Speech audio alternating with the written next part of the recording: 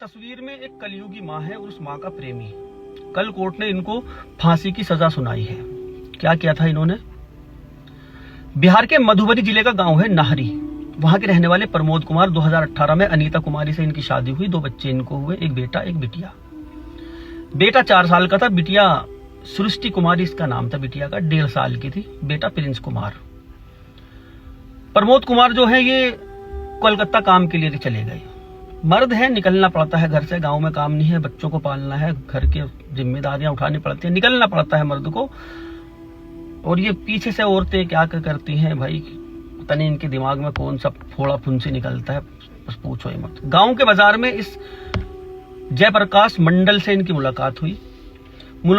Number आदान प्रदान हुए, मिलना मिलाना शुरू, शारीरिक संबंध काफी वक्त तक इनका चलता रहा। वो बेचारा वहां मर रहा, काम कर रहा, पत्नी यहाँ याशियां कर रही।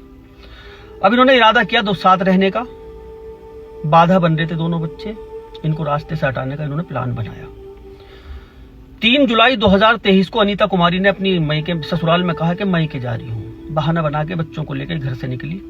रास्ते में एक बलान नदी पड़ती है, वहां उस नदी के पुल पे जयप्रकाश मंडल मिला। कुछ देर दोनों ने बातें की। दोनों ने उन बच्चों का गला घोट के बलान नदी में फेंक दिया। जिस वक्त इन्होंने फेंका नदी में, कुछ दूरी पर किसान काम कर रहे थे अपने खेतों में, जो नदी के किनारे वहां खेत है। उनको ये संदिग्ध लगे कि इन लोगों ने क्या फेंका। अभी दूर से उनको दिखाई नहीं दिया कि बच्चा फेंका इन्होंने। उन लोगों को शक हुआ। महिलाएं भी थी, पुरुष भी थे जो काम कर रहे थे। वो लोग आ गए, इनका पीछा किया, इन्हें पकड़ लिया। पकड़ के इनसे पूछा, ये आनाकानी करने लगे। इनको पीट दिया उन्होंने। पीट के पुलिस बुला ली। पुलिस आई तो वो इनसे पूछताछ हुई। पूछताछ में इन्होंने कबूल कर लिया कि दोनों बच्चों को मार के इन्होंने नदी में फेंका। पुलिस ने इनकी निशानदेही पे काफी तलाश की, बच्चे नहीं मिले। 7 दिन तक उन बच्चों को ढूंढा गया, उन बच्चों के शव को ढूंढा गया। 10 जुलाई 2023 को 1.5 साल की जो बिटिया थी सृष्टि कुमारी, उसकी लाश मिली थी। 4 साल का जो बच्चा था इनका प्रिंस कुमार, उसकी तो लाश आज तक भी नहीं मिली। कल कोर्ट ने इनको फांसी की सजा, 50-50 हजार का जुर्माना न भरने पर 6-6 साल की और सजा। साक्ष्य छुपाने में आईपी इसकी 201 धारा 201 के तहत 7-7 साल की सजा, जो सबूत वो छुपाने के लिए। 10-10 हजार का जुर्माना न भरने पर 3-3 महीने की सजा। कोर्ट ने इनके ऊपर तल्ख टिप्पणी की है, खासकर इस माँ के ऊपर। कोर्ट ने कहा है कि माँ के ऊपर बच्चों की सुरक्षा और परवरिश की जिम्मेदारी होती है, लेकिन इस कलयुगी माँ ने अपने स्वार्थ के लिए और प्रेम संबंध के लिए अपने मासूम बच्चों की हत्या कर दी। इसे समाज में जीने का बिल्कुल भी अधिकार नहीं है। ऐसी महिला को फांसी की सजा, प्रेमी को भी और इस महिला को भी। जरा सोच के देखिए आप लोग, ऐसी कितनी ही घटनाएं आज के दौर में हो रही है।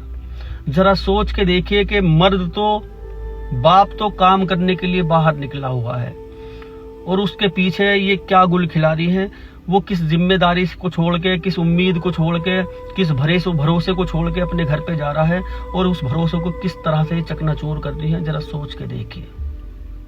इन्हें जरा शर्म नहीं आ रही कि हम क्या कर रहे हैं, क्या नहीं कर रहे हैं, किसके साथ कर रहे हैं। भाई तेरे लिए तो मर रहा है, इन बच्चों के लिए तो मर रहा है। वो बाहर जाके उसको क्या जरूरत पड़ी, उसका अकेले का पेट घर भर नहीं सकता। वो कुछ भी काम कर लेगा, भर लेगा अपना अकेले का पेट। तुम लोगों के लिए तो फिर रहा है, तुम लोगों के लिए तो जलील हो रहा है, मगर तुम लोगों को जरा भी शर्म नहीं है। बस अपनी अय्याशियों में ऐसी मुब्तला, रुका ही नहीं जा रहा तुमसे बिल्कुल भी। ऐसी आग लगी पड़ी है इस वक्त, बिल्कुल नहीं रुका जा रहा। 1-2 मामले हो तो देखा जाए, चलो भाई भटक गई, 1-2 नहीं है, अब तो लगातार बढ़ते जा रहे हैं लगातार। और इस तरह से बच्चों को मार रही है, इस तरह से मार रही है, कोई सोच भी नहीं सकता। कोख से जने हुए हैं, ये नहीं किसी के सोतेले बच्चे हैं, किसी के मोहल्ले पड़ोस में से उठा रख के, कोख से जने हुए बच्चे हैं, उनको मौत के घाट उतार रही है।